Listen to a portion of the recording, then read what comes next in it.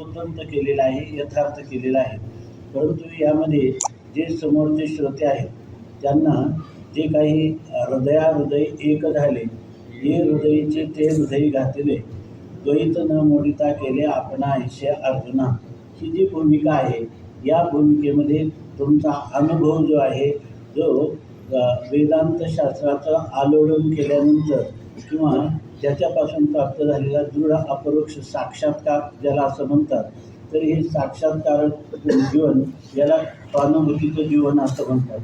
ही स्वानुभूती आपल्या हृदयातून दुसऱ्याच्या हृदयात संक्रमित होईल यासाठी सर्वात कोणाही प्रमाणा ओ निधी मा अशा प्रकारचा हा आत्मानुभव असल्यामुळं तो या ठिकाणी तुम्ही दुसऱ्याच्या हृदयात संक्रमित करण्यासाठी अनुभव हे सर्वात प्रबल प्रमाण आहे.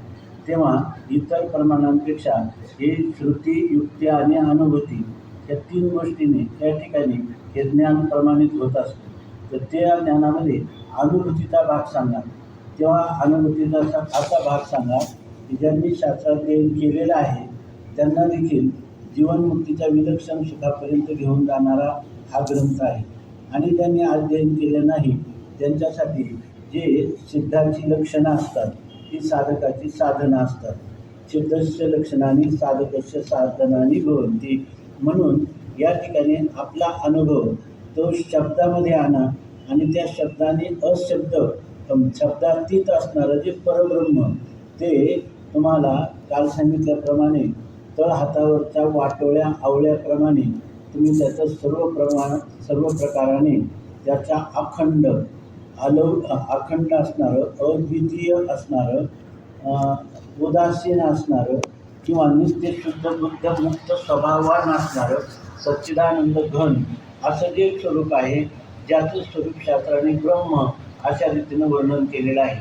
आणि त्या ब्रह्मस्वरूपाचं तुम्हाला प्रत्येकात्म रूपाने दृढ अपरोक्ष साक्षात्कार होईल अशा प्रकारचं काही अपूर्व ग्रंथ या अध्यात्म विश्वामध्ये निर्माण करा की जेणेकरून हे जे परंपरेनं आलेलं ना तरी आदिगुरु शंकरा लाभोनी शिष्य परंपरा बोधाचा संसारा झाला जो आमचे.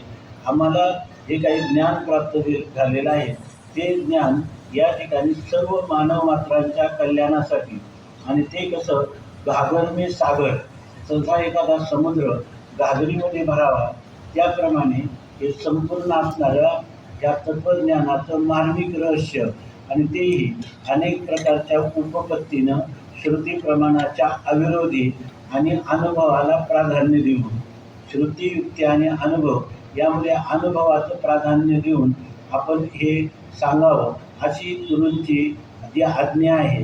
याच्यामध्ये आज्ञा शब्द जो आहे ना अमृतानुभवामध्ये तो आलेला आहे. हा योगशास्त्रातला शब्द आहे असं काही लोक म्हणतात, काही लोक काश्मीरी शैवामध्ये आहे असं म्हणतात, काही म्हणतात हे योग वाशिष्ठातला शब्द आहे असं काही लोक म्हणतात. आज्ञा शब्दाचा अर्थ एक श्रीगुरूंनी दिलेला आदेश असा एक अर्थ आहे. ती एक आज्ञा आहे. आणि त्या आज्ञा शब्दाचा दुसरा अर्थ काही अनेक विद्वानांनी व्युत्पत्ती म्हणून असं म्हणतात ज्ञानम, जिकडे पाहावे तिकडे बाई श्रीहरी वाचून तुझे नाही अशा प्रकारचा असं म्हणतात. म्हणजे सर्वत्र जो विठ्ठल जडी तळी भरला रिता ठाव नाही भरला आदिम्या दृष्टीने पाहिला विठ्ठलची अशा प्रकारचं जसं जगद्गुरु तुकोबाराय म्हणतात त्याप्रमाणे माझ्या सहित हे सर्व विश्व जे आहे सर्वम यद अयम आत्मा किंवा ब्रह्माहमस्मी पश्चात सर्वम खल्विदम ब्रह्म, मी प्रत्येक आत्मरूपाने असणारा ब्रह्म मी आहे, त्या ब्रह्मरूपाने असणारा प्रत्येक आत्मा मी आहे. या ठिकाणी आत्मस्वरूपाविषयी कोणत्याही प्रकारची परिच्छिन्नतेचा भ्रम राहिला नाही आणि ब्रह्मस्वरूपाविषयी परोक्षतेचा भ्रम राहिला नाही. अशा प्रकारचं जे ज्ञान आहे ते असं म्हणतात सर्वत्र ज्ञानच आहे. या ठिकाणी अज्ञान म्हणून नाहीच आहे. म्हणून आपण अमृतानुभवामध्ये पाहिलं तर त्या ठिकाणी त्या परमात्म्याचं ज्ञान करण्यासाठी सर्वात प्रबल प्रमाण असणारं शब्द प्रमाण, पण तेही अपौरुषीय वेद त्याचं प्रामाण्य सांगितलं आणि त्यानेच तुम्हाला अज्ञाताचं ज्ञापन होईल, त्यानेच तुम्हाला ब्रह्मबोध होईल असं शास्त्राची परंपरा आहे. परंपरेचं हे ज्ञान आहे. परंतु त्या ज्ञानामध्ये या ठिकाणी ज्ञानोबारायांनी मात्र शब्द खंडन केलं. जे अज्ञान आहे त्या अज्ञानाचंही खंडन केलं. नंतर अज्ञान निवर्तक असणारं जे वृत्तीज्ञान अहमब्रह्मास्मी त्याचंही खंडन केलं आणि केवळ स्वरूपभूत ज्ञान अवशिष्ट राहील म्हणजे ते सहजच आहे, ते मूळचंच आहे. या ठिकाणी आपल्याला केवळ भ्रम झालेला आहे. हेच अविद्या निवृत्ती हे स्थळ तेने मोक्षोपादान फळ या दोन्ही साधनं केवळ ज्ञान. त्या ज्ञानाचं स्वरूप काय आहे? अविद्या निवृत्ती फलदर्शनात असं ब्रह्मसूत्रामध्ये सांगितलं. त्याप्रमाणे या ठिकाणी केवळ अविद्येची निवृत्ती करायची आहे. परंतु ती निवृत्ती करताना अशी करायची आहे की अज्ञान किंवा अविद्या यांची सिद्धी होता कामा नये. त्यांच्या अगोदर ते होतं. आज सकाळी आपण गुरुवारी चिदंबरेश्वर महाराजांनी जे सांगितलं हे सगळं चिंतन आपलं सकाळीच झालेलं आहे. तर याच्यामध्ये की अज्ञानाची सिद्धीच होत नाही अशा प्रकारची स्थिती आहे. आणि त्या अज्ञानाच्या निवृत्तीने उपलक्षित असं जे ब्रह्म आहे त्या ब्रह्मालाच खऱ्या अर्थाने मोक्ष असं म्हणतात. उडिया बाबांनी असं म्हटलेलं आहे. ब्रह्मसूत्रात पण हे स्पष्ट आलेलं आहे की या ठिकाणी अविद्या निवृत्तीने उपलक्षित ब्रह्म त्याचंच नाव जे आहे ते ब्रह्म मोक्ष अशा प्रकारचं आहे.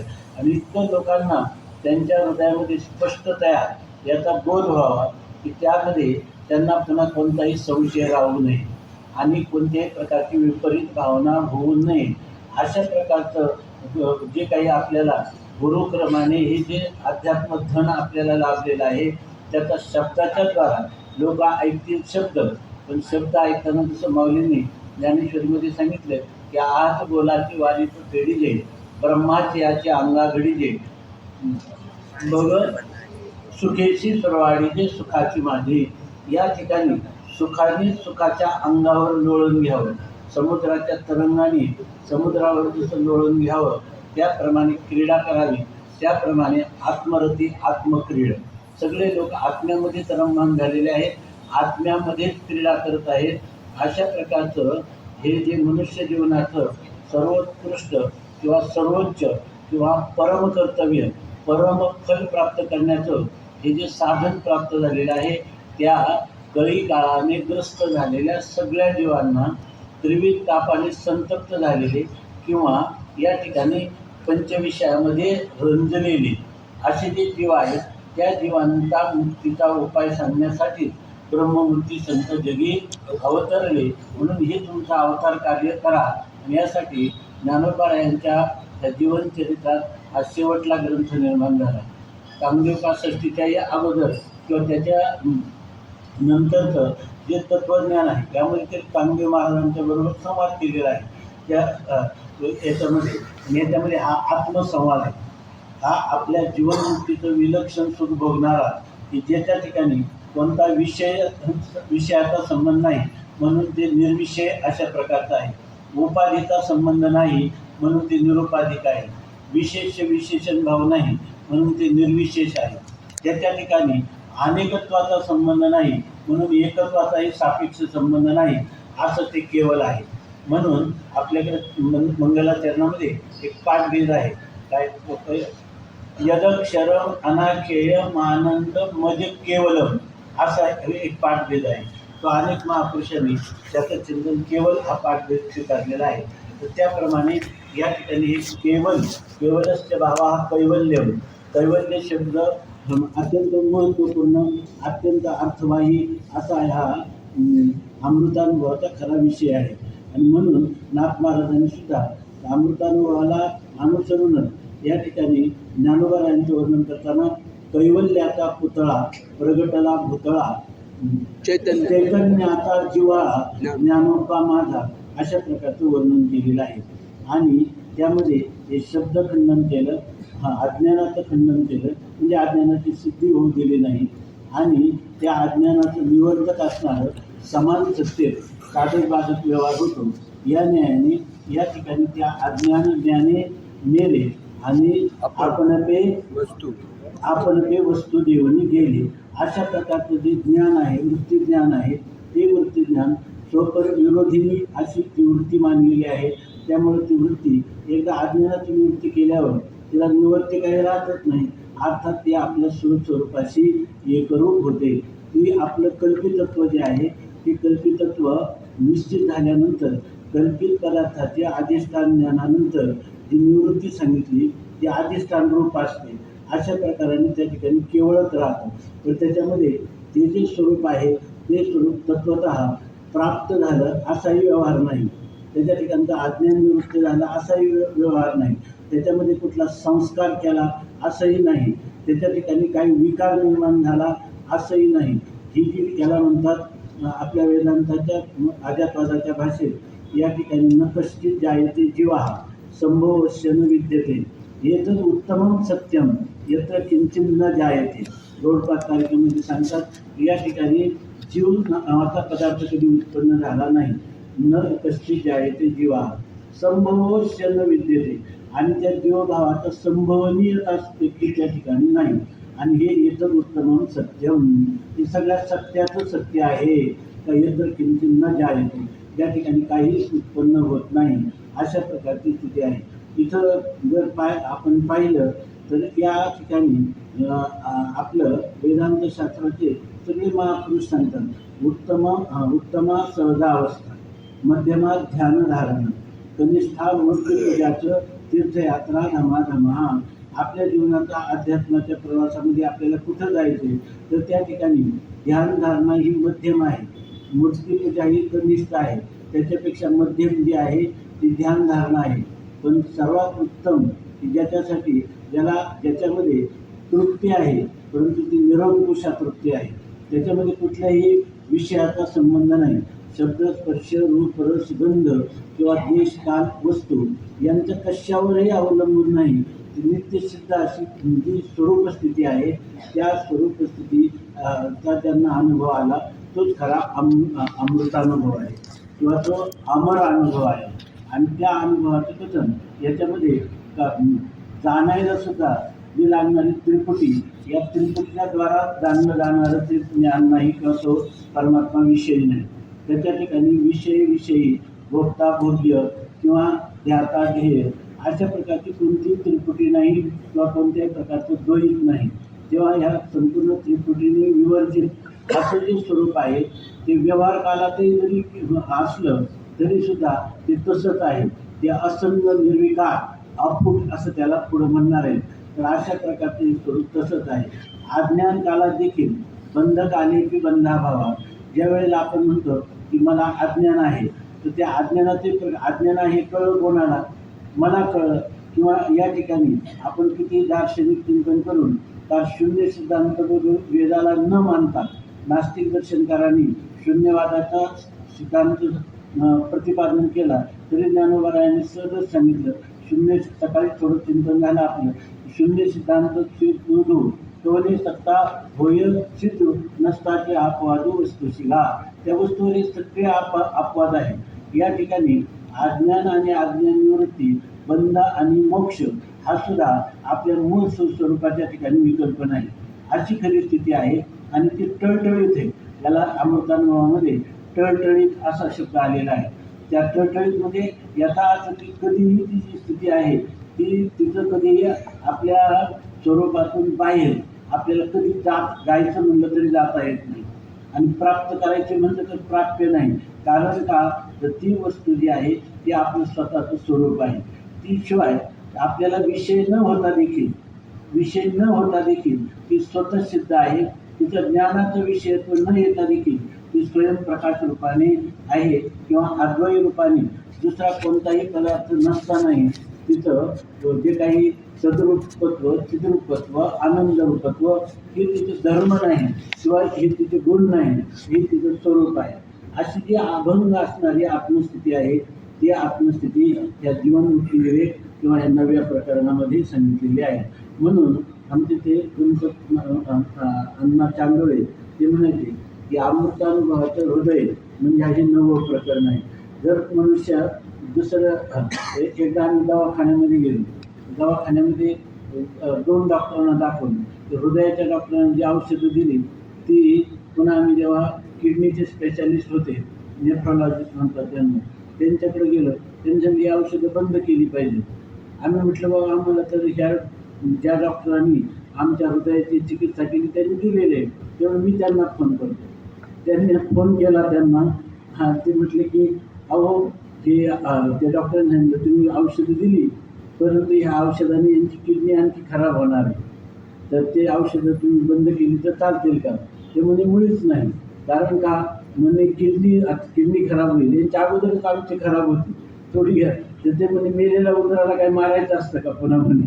तर त्यामुळं आमची औषधं ती घ्या. त्याचं कारण आहे हृदय महत्त्वाचा अवयव, त्याची सुरक्षा ठेवली पाहिजे. तसं या ठिकाणी हे 9वं प्रकरण जे आहे ते ह्या जणू काही वेदांत दर्शनाचं हृदय म्हणून ज्ञानोबारायांनी ह्या 68-69 पोळ्यामध्ये या ठिकाणी हे प्रकरण सांगितलेलं आहे. आता या विषयाचं महात्म्य जरी सांगितलं तरी याचं स्पष्टीकरण आपल्या अत्यंत अल्पज्ञ अशा बुद्धीकडून ते होण्यासारखं नाही. परंतु आमचे बंधुवर्य ज्याला आपण ज्ञानवृद्ध, तपवृद्ध, वयोवृद्ध, आणि ते पण आमचे हृदय, त्यांची आज्ञा म्हणून त्यावेळेला आपण हे प्रकरण जे आहे ते यथाशक्ती यथामती त्याचं निरूपण करण्याचा प्रयत्न करायचा, एवढा त्याचा अर्थ आहे. तर हे प्रकरण अत्यंत महत्त्वाचं आहे. आता आपण चिंतन का करायचं? जरी या ठिकाणी आपल्याला ज्ञानोबारायांना अभिप्रेत असणारी आत्मस्थिती आपल्याला स्पष्ट करता आली नाही, पण ती अत्यंत स्पष्ट आहे असं ज्ञानोबाराय म्हणतात, तर आपल्याला काही झालं नाही. तर जो परमात्मा आपल्याला ज्ञेय करता आला नाही, वास्तविक हे तर काय आहे? ज्ञाता ज्ञान निजांगे होय ऐशी प्रतिज्ञा, ज्ञानाग्नीने पापे जळती हे ज्याची आज्ञा, अशा प्रकारचं आहे. पण दुसरा एक आपल्याला दिलासा आहे की ज्ञानदेव म्हणतात, ज्ञानदेव देतो, वासुदेवची होतो, अखंड वदनी व देतो. दुसरी गोष्ट आहे, याचं चिंतन करता करता तुकाराम महाराज म्हणतात त्याप्रमाणे तुकाराम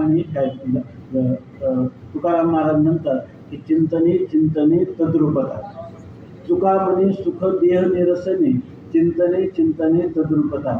याचं चिंतन केलं आणि वारंवार ज्ञानोबाराय पुन्हा ज्या भावावर येतात किंवा ज्या सिद्धांतावर येतात, तो सिद्धांत आहे अजापवादाचा. याचा अर्थ आत्मस्वरूपात जगत कधी उत्पन्न झालेलं नाही हे ज्ञानोबारायांना सांगायचे. म्हणजे जगतवृत्तीवर घेणं हा आपल्या बुद्धीचा प्रमाद आहे. एवढं जर आपल्याला कळेल, किंवा आपलं स्वरूप आहे, आपल्याला जरी विषय होत नसलं तरी ते सांगतात उलट जे विषय होतं, जे दृश्य असतं, यदृष्टं मिथ्या स्वप्न गजादिवत, हे मिथ्या पदार्थ आहे. त्यामुळं परमात्म्याला विषय करण्याचं विषय करावून केल्यानंतर आपल्याला त्याचं परमप्रयोजन सिद्ध होईल, हा एक आपला भ्रम आहे. उलट तो परमात्मा कधीही विषयी भाव विवर्जित असणारा परमात्मा कोणालाही विषय होणार नाही. आणि विषय झाला नाही तरच खरं आपल्या स्वतःसिद्ध असणाऱ्या स्वरूपाची सिद्धी होईल. आणि ही मागणी ह्या सगळ्याच ओव्यांमध्ये, प्रत्येक ओवीमध्ये चरणामध्ये हीच गोष्ट सांगतात. एवढी जरी गोष्ट आपल्याला कळली की काही नाही, पण हा सिद्धांत आमच्या संत सम्राट माऊलींनी सांगितलेला आहे. आणि ते संत सम्राट म्हणून नाही तर आमची माऊली आहे.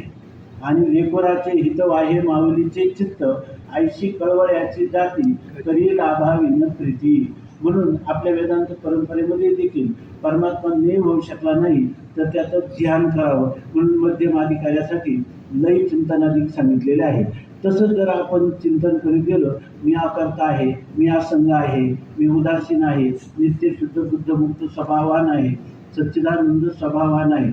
मला ह्या सच्चिदानंद पदाची जरी थोडी शक्ती कळली तर त्रिकालाबाधित आहे ते सत आहे, स्वयंप्रकाश आहे ते चित आहे, परमप्रेमास्पदत्व आहे ते आनंद रूप आहे, द्वैत विवर्जित आहे ते एक आहे, असं जरी कळलं. आणि हे असं गोष्ट ही स्वतःसिद्ध आहे, याला काही जाणायचं नाही तर याच्यामध्ये करायचं का काही, तिथं भावना करायची नाही, क्रिया करायची नाही, आणि त्याला नियत्व सुद्धा कधी प्रदान करायचं नाही. अशा प्रकारची ही भूमिका ज्ञानोबारायांनी सांगितली. आणि म्हणून या ठिकाणी ह्या चिंतन करता करता देखील आपल्याला माझे ज्ञानोबाराय, माझी माऊली मला ह्या अमृतानुभवाच्या 9व्या प्रकरणामध्ये ही जीवनमुक्ती सांगते. सगळ्या जगामध्ये एवढी तत्त्वज्ञान आहे, तर जीवनमुक्ती सांगणारा एकही तत्त्वज्ञान नाही, एकही दर्शन नाही. सर्व दर्शन संग्रहामध्ये जेवढी दर्शन आहे त्याच्यामध्ये हा उपनिषदीय सिद्धांत जो आहे की त्या उपनिषदामध्ये त्या शिष्य किती पुण्यवान आणि किती प्रगल्भ बुद्धीचा, किती प्रतिभा संपन्न असेल, की तो काय म्हणतो, आम्ही जो तो औपनिषदीय पुरुषम पृच्छामी, आम्ही परमात्म्याच्या स्वरूपाचं वर्णनाविषयी तुम्हाला विचारतो, पण ते वर्णन कोणतं, तर औपनिषद, उपनिषदाचा प्रतिपाद्य, जो अपौरुषीय वेदाचा प्रतिपाद्य असा जो परमात्मा आहे, त्या परमात्म्याच्या विषयी आम्ही पृच्छा करतो, त्याचा आम्हाला ज्ञान व्हावं.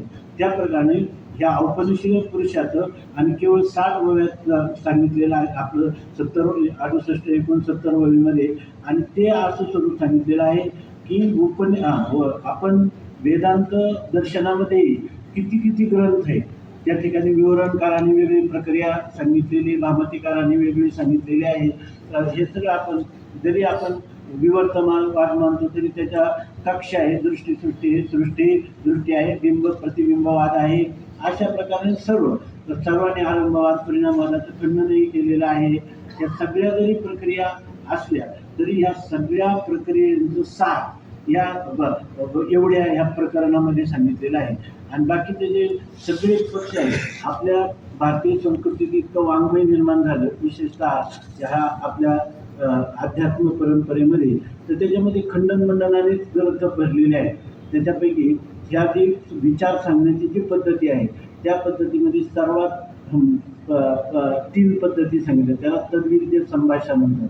म्हणजे विद्वान लोक जेव्हा एकत्र येतात आणि एखाद्या विषयावर चर्चा करतात, तर त्याला तद्विद्य संभाषा असं म्हणतात. आणि त्या तद्विद्य संभाषेमध्ये हा सगळं अनेक विद्वान संत एकांती बैसले आणि सर्व सिद्धांत शोधले, अशा प्रकारचा विचार होतो. त्या विचाराच्या पद्धती जर आपण आतापर्यंत पाहिल्या, तर त्याच्यामध्ये बरेचसे ग्रंथ जे आहेत, ते ग्रंथाचं 3 प्रकारची ही भाषा आहे. 3 शास्त्राची 3 प्रकारची ही संभाषा आहे. त्याच्यामध्ये एक आहे वाद, दुसरा आहे जल्प आणि तिसरा आहे वितंड. तर जे काही ग्रंथ आहेत, काही वादाचे ग्रंथ आहेत. मनुष्याच्या जीवनात कल्याणकारक होईल म्हणून एखादा शिष्य गुरूंना अगदी सर्व समर्पण करून शिष्यभावाने शरण जातो आणि त्यावेळेला त्यांच्या दोघांच्यामध्ये संवाद होतो. तो आहे वाद या ठिकाणी. आणि त्या वादाचं स्वरूप आहे वादे वादे जायते तत्वबोधा. त्या वादाने मनुष्याला तत्व म्हणजे सत्याचं अन्वेषण, सत्य काय आहे हे कळतं. दुसरे जर आपण अनेक ग्रंथ पाहिले तर त्याच्यामध्ये जल्पाचे काही ग्रंथ आहेत, ज्याच्यामध्ये इतके ते जल्पांचे ग्रंथ आहे ना, त्यामुळं बरेचसे जे मुमुक्ष आहेत त्यांचा बुद्धिभेद होऊन जातात. आणि बरेचसे तथाकथित किंवा त्या ठिकाणी भ्रमाने आपल्याला तत्त्वज्ञानाचे जणू काही आपण मूळ पुरुष आहोत असं इतका बारकाईने त्यांनी अभ्यास केला, ते सुद्धा या शब्दाच्या रानामध्येच फिरत असतात. आणि त्याच्यामध्ये त्याला जल्प असं म्हणतात. त्यांना वाटतं परमार्थ करणं म्हणजे काय, परमार्थ करणं म्हणजे आम्ही पहिल्यांदा सगळ्या दर्शनाचा अभ्यास करायचा आणि नंतर त्यांचं परस्परांच्यामध्ये झालेलं खंडन, ते खंडन करायचं, असं त्यांचं हे राहतं. आणि त्याच्यानंतर काय करायचं, आमचा सिद्धांत कसा श्रेष्ठ आहे हे पटवून द्यायचं. ह्याला म्हणतात जल्प. दुसऱ्याचं परमताचं खंडन करायचं आणि स्वपक्षाचं मंडन करायचं. आणि हेच आपल्या जीवनातल्या वेदांत साधनेचं स्वरूप आहे. अशा प्रकारचं समजून त्यांना ते पंडित होतात. परंतु तुकाराम महाराज म्हणतात, कवी स्वरांचा तो आम्हाची विठाळ. अशा प्रकारचं त्यांचं सगळं जीवन जातं. त्यांच्या हे सुद्धा लक्षात येत नाही की कोहम कथमिदम जातम कोवै कर्तास्य विद्यते ह्या गोपादानम किमस्त्य विचारो सोयम ईदृशः. हा विचार खरा असा आहे की कोहम मी कोण आहे, कथमिदम जातम हे जगत कसं उत्पन्न झालं, कोई कर्तास्य विद्यते याचा कर्ता कोण आहे आणि याचं उपादान कारण कोण आहे, हा सगळा विचार आहे. आणि या विचारासाठी जी सगळी दर्शनं जी आहेत त्यांनी सगळ्यांनी 6 आस्तिक दर्शनं, 6 नास्तिक दर्शनं, याच्या व्यतिरिक्तही या ठिकाणी अजूनही दर्शनं सांगितलेली आहेत. तर या सगळ्या दर्शनांनी जो विचार केला, तर त्या विचाराने तुम्ही आयुष्यभर या सगळे दार्शनिक सार्वभौम पंडित झाले. पण तुम्हाला आता ह्या ज्या प्रश्नांचा विचार केला त्या प्रश्नांची उत्तरं देऊन आम्हाला निस्संदेह करा, तर ते निस्संदेह करू शकत नाही. कारण काय, ते म्हणतात, ते एवढं सांगतात, सांख्य असं म्हणतात, वैशेषिक असं म्हणतात, शून्यवादी बौद्ध असं म्हणतात, शंकर अद्वैतामध्ये असं मानलेलं आहे, जैमिनी पूर्व याच्यामध्ये सूत्रांमध्ये अशा प्रकारचं सांगतात आणि हेच त्यांना वाटतं की हे सर्वस्व झालं. अशा प्रकारचं हे जल्पामध्ये आणि त्यांचा कोणता पक्ष आहे जो नास्तिक आहे तो मी त्याच्यातला खरा ज्ञाता आहे समजतो. जे आस्तिक दर्शनकार आहे ते आपल्याला ज्ञातात असं समजतात या ठिकाणी. मग खरा ज्ञाता कोण समजत नाही. मला त्यांना विचारलं या प्रश्नांची उत्तर काय तुमच्या जीवनात झाली तर ते संशयात असतात. आणि जरी ते संशयात नाही असं वाटलं तरी त्यांचा जो निश्चय असतो तो भ्रमात्मक निश्चय असतो. परमात्मक निश्चय ते म्हणतात आम्ही सांख्य मताचे आहे, आम्ही नैयायिक मताचे आहोत असं म्हणतात. आपल्याला वाटतं का तो तरी त्यांचा निश्चय झाला. पण ज्या वेळेला हे वेदांत त्यांनी सांगितलं की या सगळ्या दर्शनांची कोली आहे आणि ज्या वेळेला जवरी रे तवरी जंबुक करी गर्जना जवळ त्या पंचानना देखील नाही रे बाप अशा प्रकारची स्थिती होती. आता आपल्या संप्रदाय परंपरेमध्ये ही स्थिती अकाट्य राहावी आणि तर्कशुद्ध पद्धतीवर याचं जतन व्हावं. श्रुती प्रामाण्यामध्ये जे लोक श्रुती प्रमाण आणि अनुमान प्रमाण याच्यात जर परस्पर विरोध आला तर नैयायिक अनुमान प्रमाणाला प्रबल मानतात.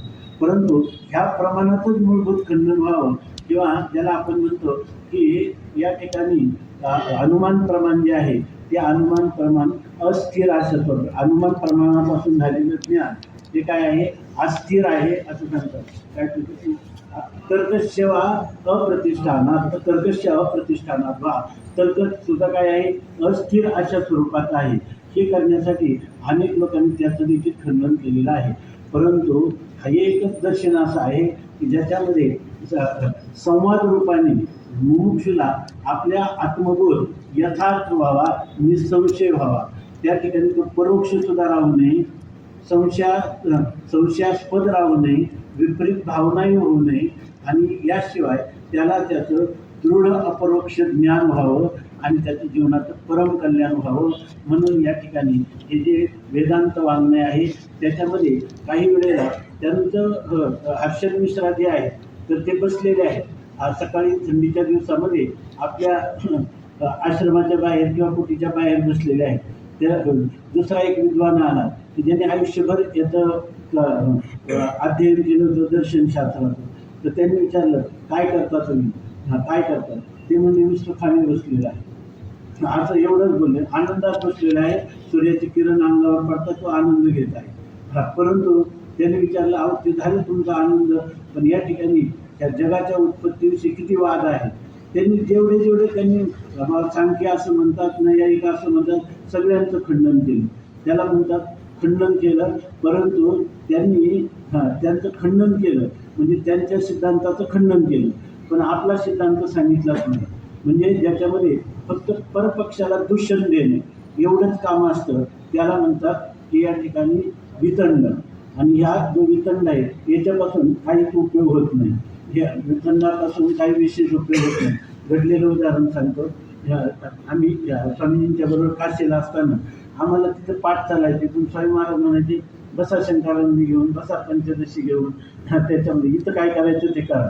आम्हाला वाटायचं की आता इथं आपण आलो काशीसारख्या ठिकाणी तर थोडंफार शिकायला पाहिजे. आम्ही सगळ्या 9 महिन्यात गुरुजींच्या तर्कसंग्रहाच्या पाठाला 2 वेळा गेलो. आणि एक संन्यासी महात्मा होते तर त्या काळात तिथं त्या मठाचं नाव लक्षात नाही. तिथं आम्ही आपले 2 महाराज मस्केंच्याबरोबर 2 वेळा शंकरानंदीच्या पाठाला गेलो होतो. तर ते तिथं अशी स्थिती झाली की स्वामी महाराजांना एक दिवस काहीतरी वाटलं ते म्हणजे पोरांना तुम्हाला काही शिकावं वाटतं की इथं म्हणून झालं शिकत आपली इच्छा असली आपली परवानगी असली तर वाटतं शिकावं. मग ते म्हणजे काय हरकत नाही याच्यामध्ये.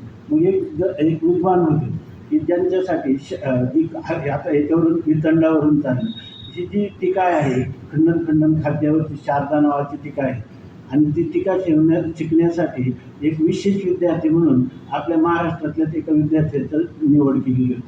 आणि त्या निवडीमध्ये त्यांना 3 वर्ष एक स्वतंत्र प्राध्यापक दिला होता असं सांगतो. आणि मग स्वामी महाराजांनी सांगितलं की अरे हे पोरं शिकायचं म्हणतात मग काय शिकायचं आणि कोणता ग्रंथ सांगावा. पहिलं सांगितला खंडन खाद्य. ते म्हणे अहो तुमचं तर्कसंग्रह झालं का तुमचं लघु झालं का त्याच्यापैकी आमचं काहीच झालं नव्हतं. पण ते म्हणे काय स्वामी महाराज तुम्ही आज्ञा असाल तर मी हे शिकवीन म्हणे. पण मुमुक्षूला याची गरज नाही. मुमुक्षूला याची गरज नाही. त्यांनी अद्वैत सिद्धी शिकावं, दुसरं काही शिकावं, भाष्य शिकावं, पण याची काही गरज नाही. तर स्वामी महाराज म्हणजे नाही, पण ते म्हणत असतील तेच शिकवा. आणि कदम साहेब आले आणि लगेच ते आमच्याजवळ पैसे नव्हते, ते आले होते, त्यांनी लगेच म्हणजे तुम्हाला कोणते ग्रंथ लागतात. आम्ही पोतभर खंडन खाते दुसऱ्या अद्वैताच्या काही टीका त्या आणल्या. आणि मग दुसऱ्या दिवशी ते पाठ सुरू व्हायचं. आम्ही सकाळपासून वाट पाहत होतो त्यांच्या, मी 8 वाजता येईल, 8, 9, 10, 4, 5 वाजेपर्यंत वाटलं. नंतर मग ते काय आले नाही. आणि नंतर दुसऱ्या दिवशी सकाळी पण म्हणलं काल चुकलं असेल आज येतो, त्या दिवशी ते आले नाही. तर ते आले नाही म्हणजे आम्हाला वाटलं काय आले नाही असं.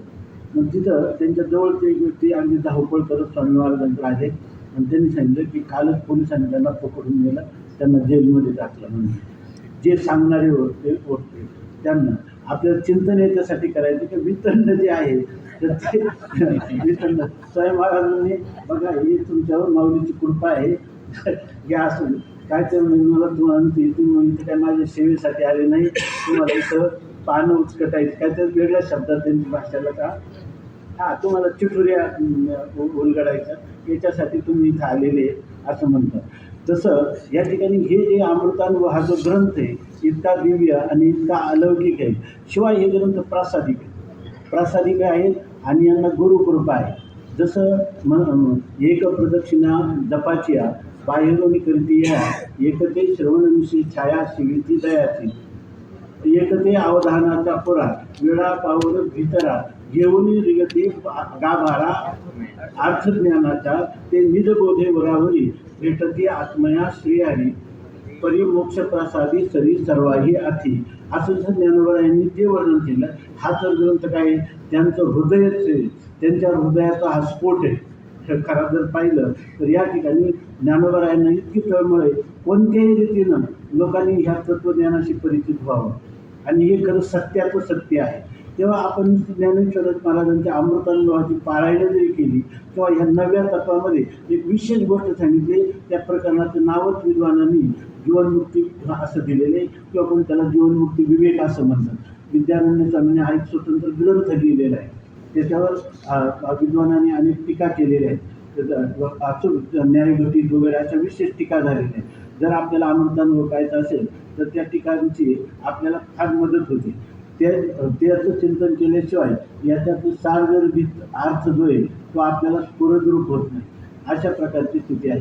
म्हणून ह्या ग्रंथाचा आपलं काही नाही ना, गरिबी हटाव, आम्ही फक्त एक प्रदक्षिणा जपाची आम्ही फक्त अमृतानुभवाचं पारायण करू. गुरुवारी भोले बाबांनी मी म्हणायचं की मला त्यांचे गुरुजी शांताराम महाराज संस्थेमध्ये, तर त्यांनी जवळजवळ त्यांची 18 वर्ष का 17 वर्ष रात्रंदिवस सेवा केली आणि त्यांनी सांगितलं की तुम्हाला या अमृतानुभवाचं चिंतन करणं आवश्यक आहे. अमृतानुभवाचं चिंतन केल्याशिवाय मनुष्य स्वामी महाराज म्हणायचे मरूच नाही. म्हणजे याचा अर्थ मरण्याचं पूर्वी सर्वात मोठं कार्य असेल तर अमृतानुभवाचं चिंतन करणं. तर ते म्हटले की आता गुरुजींची तब्येत बिघडली, मग ते म्हणजे आता मला अमृतानुभव कोण सांगेल. तर ते म्हणणे की हा अमृतानुभव आहे ना, तुम्ही आजान वृक्षाखाली दररोज पारायण करा शेवटपर्यंत. तर ते म्हणते काही माझ्याकडून होऊ शकलं नाही. नित्यक्रम करतो पण नित्यक्रम घरी करतो म्हणजे संस्थेत करतो आणि तिथलं मात्र माझ्याकडून पारायण मात्र काही झालं नाही.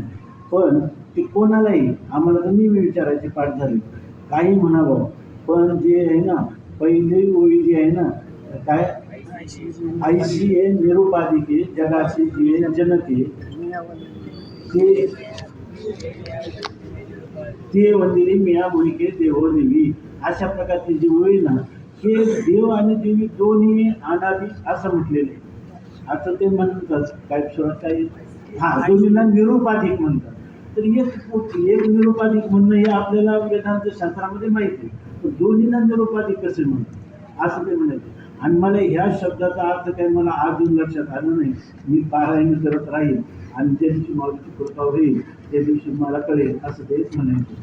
थोडक्यात काय आहे की अशा प्रकारचा हा जो ग्रंथ आहे हा केवळ श्रद्धापूर्वक जरी याचं चिंतन केलं तरी आपल्याला याचं फल निश्चित होणार आहे अशी श्रद्धा असली तर त्या माणसाने अमृतानुभव म्हणजे आपण कुतुबमिनारची शिखर पाहणे किंवा एव्हरेस्ट शिखराकडं पाहिल्यावर आपल्या डोक्यातले पगडी गळून पडते असं सांगायचं नाही.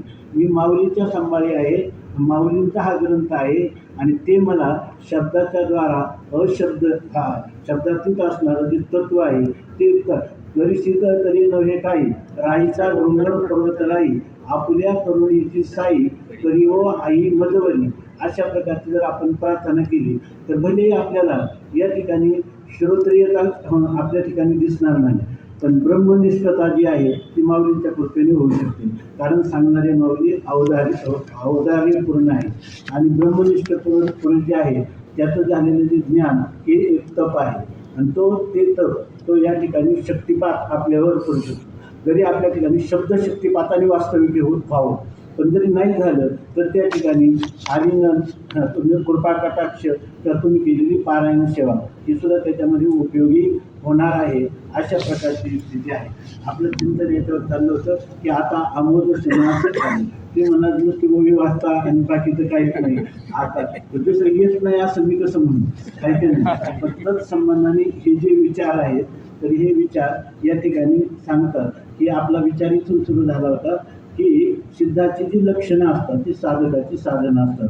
इथं आता शब्द जो आलेला आहे तो साधन जसं आता तो ब्रह्मजिज्ञासा याच्यामध्ये आपण म्हणतो साधन चतुष्टय संपन्नता आल्यानंतर, परंतु या ठिकाणी हा जो विचार चाललेला आहे आता ह्या जीवनमुक्ती प्रकरणामध्ये आता म्हणजे मागची ओळी पाहिली तर एवं ज्ञाना ज्ञाने दोन्ही पोटी सुनी आहनी उदयला चिद्गलनी चिदादित्य हा माऊलींचं ही प्रतिभा आहे. साहित्याचं इतकं मोठं अंग आहे की हा ग्रंथ आहे ना, आता बरेचसे लोक आहे ना याच्यावर आम्हाला एक भगिनी आल्या होत्या आणि त्यांनी याच्यामध्ये अमृतानुभवातलं साहित्य म्हणून त्यांनी त्याच्यावर PhD केली होती. याच्यामध्ये याचा अर्थ काय आहे, साहित्यसुद्धा या ठिकाणी आलेलं आहे. परंतु माऊलींचा उद्देश जो आहे तो उद्देश असा आहे, वाचे बलवे कवित्व, कवित्वीय रसिकत्व, रसिकत्वी परतत्व स्पर्श द्यायचा, परतत्वाचा स्पर्श व्हावा म्हणून या ठिकाणी हे सांगत आहे. तर त्याच्यामध्ये आता हा जो शब्द आला तो साधन चतुष्टय संपन्नतेनंतर जसे इतर ग्रंथाचे अधिकारी सांगितलेले आहे वेदांताचा तसा हा अधिकारी आहे का असं आपल्याला वाटेल. तर तुम्ही अर्थ करायचा झाला तर आपलं सुरुवातच आपण केली होती की सिद्धाची जी लक्षणं असतात त्याच्या ठिकाणी साधन चतुष्टय संपन्नात सहजच असते. उलट ही जी लक्षणं आहेत ना ही लक्षणं स्वतःहून त्याच्या हृदयाचा किंवा त्याच्या व्यक्तिमत्वाचा आश्रय करत असतात त्यांना जगण्यासाठी, म्हणून त्यांना सार्थकता प्राप्त होण्यासाठी. परंतु या ठिकाणी इथं जे आहे ही जी लक्षणं आहे आता जो शब्द आहे आता म्हणजे ज्ञान आणि अज्ञान. पहिल्यांदा काय आहे आत्मस्वरूपाचं अज्ञान आहे, नंतर जे ज्याच्या अज्ञानाने भासतं ते त्याच्या ज्ञानाने निवृत्त होतं. आत्मस्वरूपाच्या अज्ञानाने भासतं ते आत्मस्वरूपाच्या ज्ञानानेच निवृत्त होईल आणि त्याच्याशिवाय मुख्य फल प्राप्त होणार नाही. तमेव विदित्वा अतिमृत्युमेधी नान्यः पंथा विद्यते अयनाय अशा प्रकारची स्थिती आहे.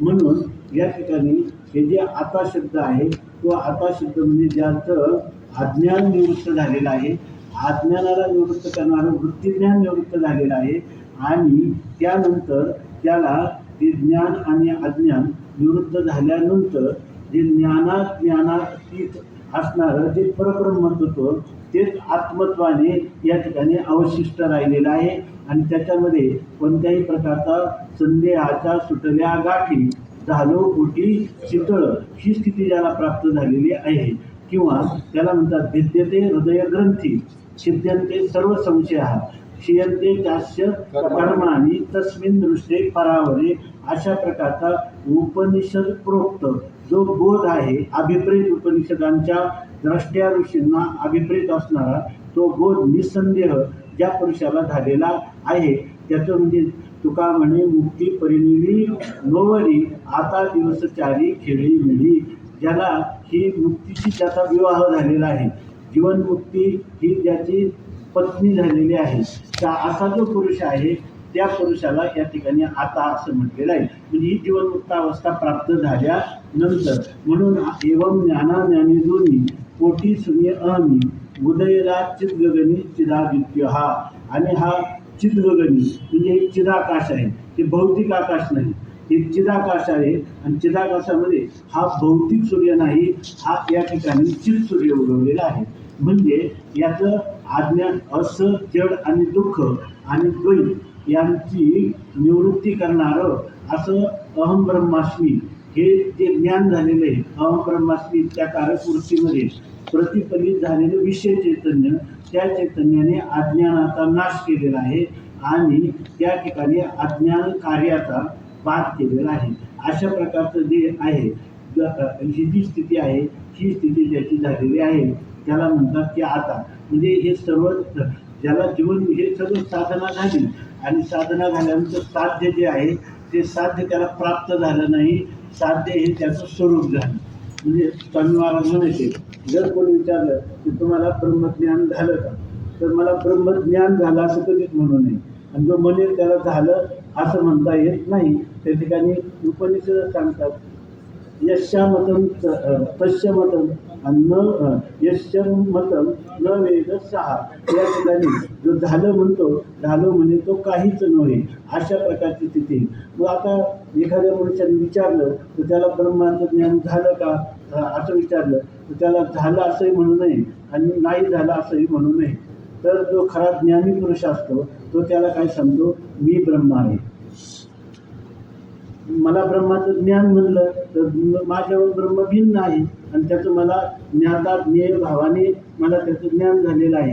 आणि असं यदृश्यम यदृष्टम तन नष्टम, या ठिकाणी त्याच्यात पुरुषार्थ तरी काय प्राप्त झाला, त्यापेक्षा मी ब्रह्म आहे असं त्याला म्हणावं. याचा अर्थ हा पुरुष ब्रह्मरूपतेला प्राप्त झालेला आहे. अनात्मकार वृत्तीचा परित्याग करून आत्माकार अंतकरणाच्या वृत्तीची याची स्थिती झालेली आहे. अशा प्रकारचा जो बोध आहे त्या बोधाची स्थिती ही आहे आणि त्याला म्हणतात की आता. आणि ह्या ठिकाणी थोडक्यात काय की आज सकाळी चिंतन झालं, खूप गोड चिंतन झालं, त्याच्यामध्ये भोगता आणि भोग्य किंवा भोग ही त्रिपुटी राहिली नाही. ज्ञाता ज्ञान आणि ज्ञेय, ध्याता ध्यान आणि ध्येय, कर्ता कर्तव्य आणि कर्म, कोणत्याही प्रकारची त्रिपुटी राहिली नाही. त्रिपुटी विवर्जित अशी अवस्था आहे. आणि त्रिपुटीला कारण कोण आहे, त्रिपुटीला कारण आहे द्वैत, आणि द्वैताला कारण काय आहे, अद्वैत आत्मस्थितीचं यथार्थ ज्ञान न होणं, हे त्याला कारण आहे. तेव्हा हे सर्व त्याचं पूर्णपणे निवृत्त झालेले आहे. असा जो पुरुष आहे या आता या शब्दाने या ठिकाणी सांगितलं. म्हणजे आता पुढे जे सांगतात तो जो सिद्धांत आहे, तो सिद्धांत मला वाटतं 6व्या किंवा 7व्या ओळीमध्ये सांगितलेला आहे. त्या 7व्या ओळीमध्ये हा सिद्धांत सांगितला, तैसे भोग्य आणि भोगता, दिसे आणि देखता, हे सरले अद्वैता अपुटा माझी. आता ह्या पुरुषाचं आता जे आहे ना, मध्ये अनेक प्रकारच्या उपपत्ती सांगतात. माऊली उपपत्ती सांगण्यामध्ये योग वासिष्ठ आणि भगवान संत सम्राट माऊली सोडलं तर वेदांताच्या वाङ्मयामध्ये एवढ्या उपपत्ती सांगणारं, एवढं दृष्टांत, एवढी उदाहरणं देणारे ग्रंथ जवळजवळ मिळत नाही. कारण वेदांताची जी प्रगल्भता आहे ती प्रगल्भता इतकी साधनदशेतच झालेली असते की त्याला फार मोठ्या उपपत्ती सांगण्याची गरज नाही. आणि त्याला मनोरंजन करून फार मोठे दृष्टांताचं त्याच्यावर वर्षाव करायचा आणि मग सिद्धांत सांगायचा अशी गरज पडत नाही. पण माऊलींचं हृदय हे मातेचं हृदय असल्यामुळं त्या सर्वात लोकांना, माऊलींना वाटतं की आबाल सुबोधे. अमृतानुभव जरी असला ना, आपण जर म्हटलं की अमृतानुभव हा फार उच्च कोटीचा ग्रंथ आहे, त्याच्यात तर काय आपला प्रवेशच नाही असं म्हणण्याचं कारण नाही. त्याच्याविषयी मला वाटतं कोण रामतीर्थांचं का कोणाचं वाक्य, पण आम्ही स्वामी महाराजांना एकदा दवाखान्यात घेऊन गेलो होतो आणि ते मध्ये हे लागलं, त्या गाड्या बंद, आता काय म्हणतात त्याला, सिग्नल लागलं. ती गाडी तिथं उभी राहिली, तिथं कॅलेंडरवाला विकत होता. तिथं आम्ही त्या कॅलेंडर होते आणि त्याच्यावर लिहिलेलं होतं, if you say I can you can, आणि if you say I cannot तर देन यू आर राईट. त्याचा अर्थ लक्षात घ्या. ते म्हणे त्याचा अर्थ असा होता की जर तुम्ही असं म्हणत असाल की मी ही गोष्ट करू शकतो तर तुम्ही करू शकता, आणि तुम्ही जर म्हटले आय कान, मी ही गोष्ट करू शकत नाही, आता तुमचं अगदी बरोबर आहे, आता तुमचं अगदी बरोबर आहे. म्हणजे जर तुम्ही धीर धरला, सात्विक धैर्य धरलं, तर तुम्हाला अमृतानुभव हा हस्त काय तर म्हणतो करतळी आवळे तैसा हरी असा पण होऊ शकतो. करातल करतल अमलकवत असा तो होऊ शकतो. आणि जर तुम्ही म्हणले नाही पण अमृतानुभव अवघडी, आता तुम्ही किती प्रयत्न करा, तुम्ही मरेपर्यंत म्हणणार की हा अवघड, तर मग देन यू आर राईट. आता तुमचं म्हणणं अगदी बरोबर आहे. स्वामी महाराजांना कोणी जर विचारलं ना, स्वामी महाराज आता हे माझ्या अशी शंका, माझ्या अशी अडचण आहे, ती स्वामी महाराज सांगायची का पहिलं समोर आलेला व्यक्ती त्याचं असणारं जे काही दुःख आहे ते स्वामी महाराजांना आपलं दुःख वाटायचं. तो कोणत्या जातीचा, धर्माचा, लिंगाचा काही नाही. त्यांनी विचारलं ना, ते म्हणायचे मुमुक्षूच्या भूमिकेतून विचारत आहे. म्हणून त्याला लगेच ते म्हणायचे तुला असं करणं केलं ना तुला काही ही अडचण येणार नाही.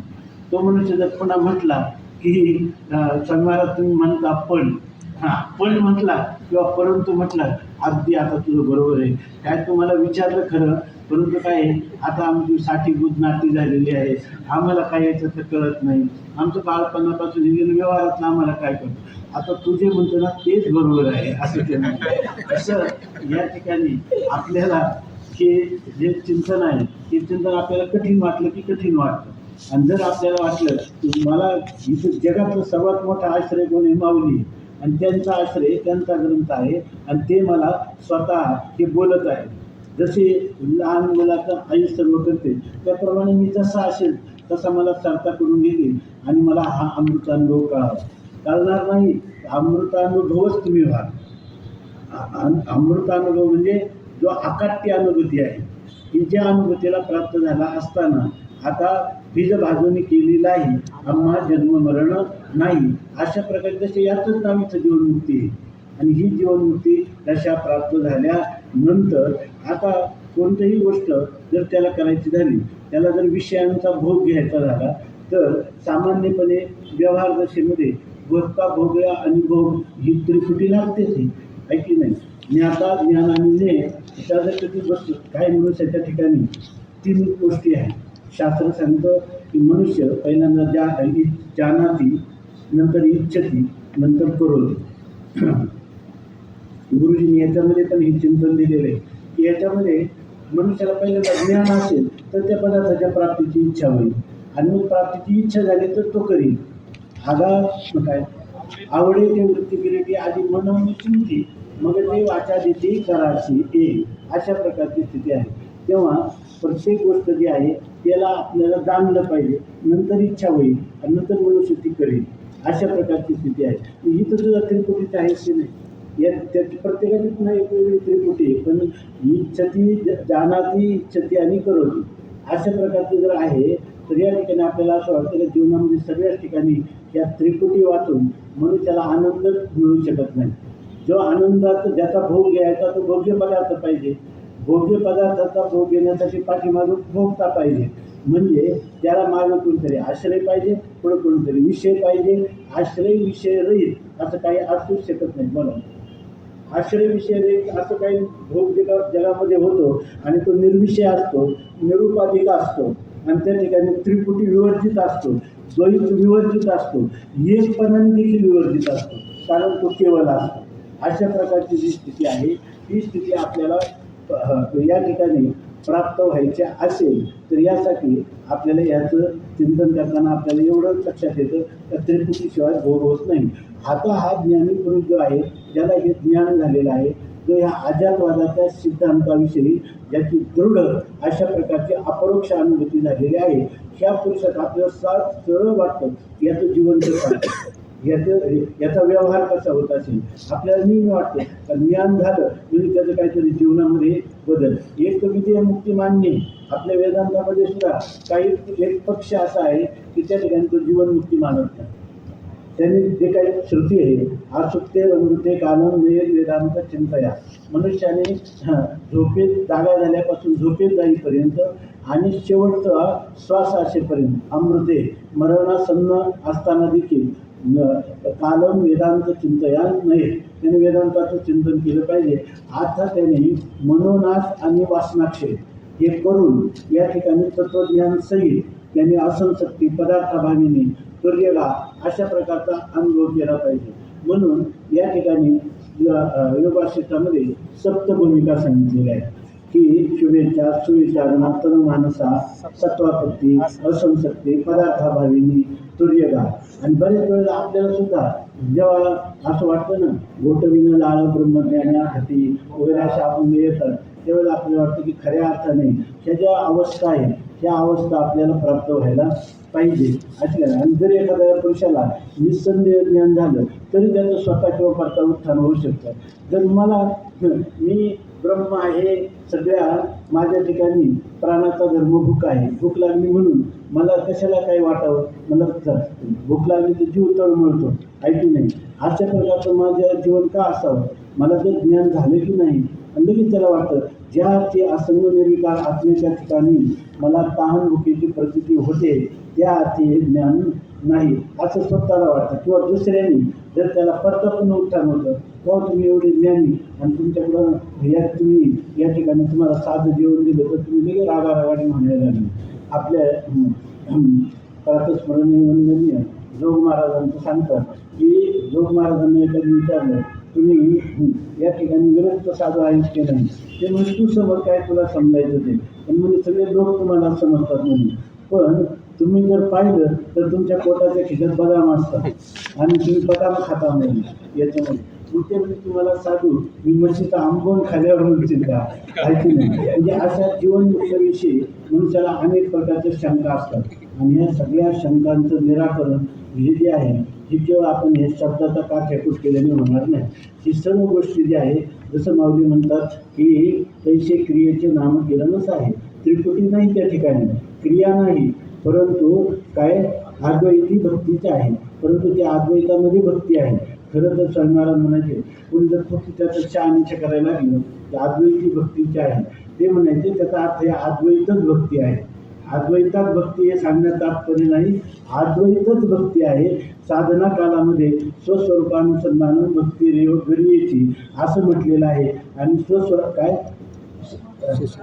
मोक्ष कारण सामग्र्या भक्ती रेव गरीयेची, मोक्ष कारण सामग्र्या भक्तिरेव गरी स्वस्वरूपानुसंधान भक्तिरित्या विधीयते असं आचार्यांनी केलेलं विवेकज्ञानपुरीमध्ये भक्तीचं लक्षण आहे.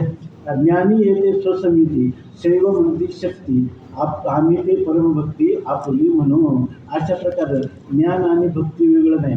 आपलं हे संत वाङ्मय इतकं समृद्ध आहे आणि मराठी भाषेत आपला जन्म झालेला आहे आणि ते वाङ्मय आपल्या वाट्याला आलेले. आपण त्याच्या काय कोणते किती अनंत जन्माचं पुण्य असेल आपल्याला सुखाच्या शोधासाठी तरी असं वाटत नाही का या ठिकाणी दुसरी काही करमणुकीची साधनं किंवा दुसरी विचार प्रणाली आपल्याला एकच वाटतं. तुकोबा आहे त्या अभंगात कुठं आपल्याला काही आश्रय मिळेल का, कुठं काहीतरी उपोद्बलक अशा प्रकारचे अनुकूल विचार मिळतील का, ज्ञानेश्वरी काही सापडेल का असं आपल्याला वाटतं. म्हणून आपण भाग्यवान आहोत. आणि या कारणाने या ठिकाणी कोणीही याचं आपल्याला अशी शंका मात्र जीवनमुक्त पुरुषाच्या ठिकाणी येऊ शकते. याचा व्यवहार कसा असतो, याचा व्यवहार कसा असतो असं आपल्याला वाटतं. पण तत्त्वज्ञानामध्ये हा विचार इतका स्पष्ट सांगितलेला आहे की भाष्यकारांचं जेवढं वाङ्मय आता आपण सांगितलं तर त्या वाङ्मयामध्ये कुठेही या ठिकाणी ह्या असंसक्ती पदार्थाभावी तुर्यगा ह्या अवस्थांचा अभ्यास केलाच पाहिजे अशा प्रकारचा विचार कुठेही सांगितला नाही. कारण ह्या सर्व अवस्था ह्या अंतःकरणाच्या आहेत आणि ज्ञानामध्ये ज्ञान हे अंतःकरणाशी कधीही तादात्म्य भ्रांती करून घेत नाही. त्या ठिकाणी कुत्ता जाणे चमडा जाणे हे तुम्ही ज्या भावाने सांगता ते आमचा ज्ञानी पुरुष वेगळ्या भावाने घेतो. या ठिकाणी कुत्ता जाणे चमडा जाणे म्हणजे अनात्म पदार्थाशी माझा संबंधच नाही.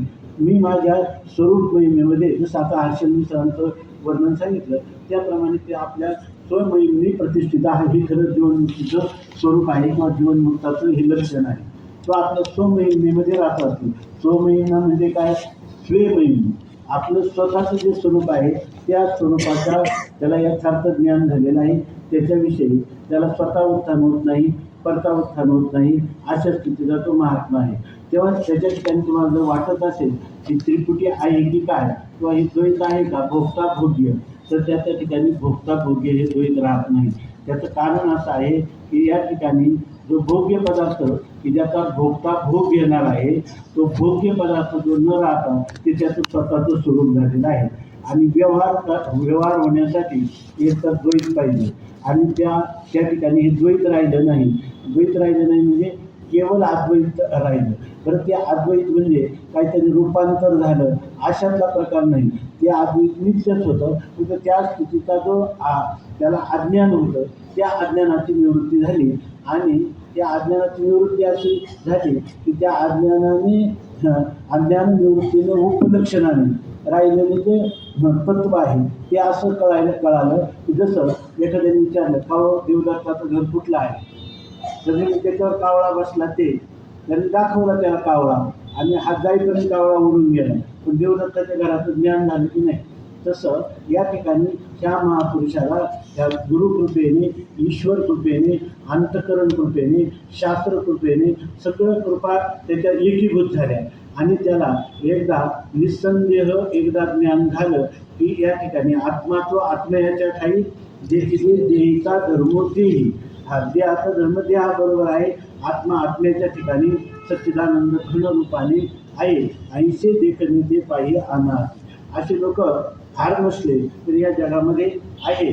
आणि ते वेगळे त्यांचं जे वेगळेपण आहे ते अधिक अलौकिक आहे दिव्य आहे की अतिंद्रिय अनुभूती ते भोगत आहेत अशा प्रकारची स्थिती आहे. म्हणून ह्या लोकांच्या हे जे ज्ञानी पुरुष आहेत त्यांच्याविषयी बाहेर व्यवहार सगळा होऊ शकतो हे वेदांताचा सिद्धांत आहे. आणि सगळा होऊनही त्यांचे अव्यवहार्य जे असंग उदासीन निर्विकारता शुद्धता बुद्धता ही जी ज्याला म्हणतो आपण अखंडता ही कायम अभंग स्वरूपाने राहू शकते असा सिद्धांत आहे. त्यामुळं वेदांतामध्ये हा विचार व्यवहार करत नाही. व्यवहारात शिथिलता व्हायला पाहिजे ह्या विचाराला प्राधान्य नाही. वस्तुस्थिती काय आहे खरा वेदांताचं चिंतन करणं म्हणजे आत्मानात्म विवेक करणं आणि त्या आत्मानात्म विवेकामध्ये आत्मा आणि अनात्म्याचं पृथक्करण एकदा झालं की आत्मा आत्म्याच्या ठिकाणी अनात्मा अनात्म्याच्या ठिकाणी आहे. एवढं झालं की मग तो ब्रह्मचारी आहे तो गृहस्थी आहे याचा विचार नाही. या ठिकाणी मला तर याच्यातलाच लोक आहे आपल्या योगाशिष्टातलं बहुतेक तर त्याच्यामध्ये त्यांनी सांगितलं कृष्ण भोगी शुकस्त्याग सकाळी महाराजांनी पण सांगितलं नृपौ जनक राघवऊ वशिष्ठ कर्मकर्ताचं सर्व इथे ज्ञानिना हा समाहा. या ठिकाणी जरी तुम्ही म्हणत असाल की या ठिकाणी कृष्ण भोगी आहे शुकमुनी मात्र काय आहे की ब्राह्मणाची पोरे खेळाची घ्यायले 12 वर्षेला पाने कापत बाहेर आले ते नागणीची पळवणी गेले. किती वैराग्य शुकासारखी पूर्ण वैराग्य ज्याचे असे आहे. आणि कृष्ण परमात्मा जे आहे तर त्यांना 16,108 स्त्रिया देखील न काय अभंग आहे की त्यात न प्रतिकामिनी अशा प्रकारचं त्यांचं आहे. किंवा वैशिष्ट्य जे आहे ते रामाच्या दशरथाच्या दरबारात पौरोहित्य करीत आहे आणि राम आणि जनक हे राज्यशेकट चालवित आहे. सगळ्यांचं आताच शुभमुनी श्रेष्ठ आहेत कनिष्ठ आहेत असं तुम्ही त्याचा विचार आपण करावा असं व्यवहारिक भूमिकेवरून आपल्याला वाटतं. परंतु जे काही खरं शास्त्राचं हृदय आहे त्यांनी मात्र असा त्याच्यामध्ये श्रेष्ठ कनिष्ठ भाव सांगितला नाही. ते न सांगण्याचं खरं कारण काय आहे मला सांगायचे जोपर्यंत मनुष्याला ज्येष्ठ कनिष्ठ भाव आहे ना त्यांनी कधीही त्यांनी असं समजावं की आपल्याला अजून आपल्या कारण शरीराचा नाश झाला नाही. कारण शरीराचा नाश तर ज्ञानाच्या प्रथम क्षणी होतो ज्याच्यामुळे पुढे त्याला कधी अपूर्व लागत नाही. त्या ठिकाणी त्याचा जो नाश आहे तो लिंग शरीराचा नाश होतो आणि लिंग शरीराचा नाश झाल्यामुळं आपली अकर्तृत्व अभोक्तृत्व भूमिका जी आहे ती शरीराने जे लिंग शरीराने जे चिंतन करायचं ते चिंतनाचा त्याला कोणत्याही प्रकारचा दोष लागत नाही. म्हणजे लिंग शरीर जे आहे लिंग शरीर त्याचं बाधित होत असतं आणि जे कारण शरीर आहे त्याचा नाश होतो आणि हे जे स्थूल शरीर आहे ते लिंग शरीराने केलेली कल्पना आहे. त्यामुळं हे स्थूल शरीर जे आहे अंतःकरण आणि हे स्थूल शरीर यांचा आध्यात्मिक तादात्म्य संबंध जोपर्यंत आहे तोपर्यंत त्याला प्रतिक्रिया येणार. जसं मृगजळ आपल्याला दिसतं मृगजळ खोटं जरी कळलं तरी मृगजळ दिसतच राहतं. याचं मूळ कारण जर आपल्याला कळलं की या ठिकाणी प्रखर सूर्यकिरण आणि मुखर भूमी यांचा जोपर्यंत संबंध आहे तोपर्यंत मृगजळ दिसणार. परंतु मृगजळ दिसलं म्हणजे मृगजळांजनी कधी ओली होत नाही त्या ठिकाणी. आणि तिथं नसतं तिथं कोरडं राहतं असंही नाही. असलं तरी कोरडं तर नसलं तरी कोरडं. तसा हा जो मिथ्या कार्यात्मक प्रपंच असो किंवा मिथ्या असणारं जे अज्ञान ते अज्ञान असो त्याची एकदा निवृत्ती झाल्यानंतर जरी ह्या जगताची प्रतीती आली तरीसुद्धा त्याला त्याच्याबद्दल कोणत्याही प्रकारचा अंतःकरणात संशय किंवा विपरीत भावना नसते. आणि हे संशय विपर्य राहित्य खरं हे ज्ञानाचं लक्षण आहे. स्वामी महाराज सांगितले ज्ञानी पुरुष जीवनमुक्त पुरुष म्हणजे काय, त्याला कोणत्याही प्रकारचा संशय नाही. अशा प्रकारचं जे आहे ते खरं ज्ञान आहे, ती खरी जीवनमुक्ती आहे. आणि ती जीवनमुक्ती या ठिकाणी सांगायची. आणि ह्या जीवनमुक्त अवस्थेला जो मनुष्य प्राप्त झालेला आहे, जो महापुरुष, त्याचं वर्णन केले. आता अमोद सुनास झाले, श्रुतीशी श्रवण निघाले, हरीशे उठले लोचनेशी. अशा प्रकारचं याचं वर्णन करतात. आपण यथाशक्ती यथामती पुन्हा एखादं पुढचं चिंतन करण्याचा प्रयत्न करू. कुंडली हरी विठ्ठल श्री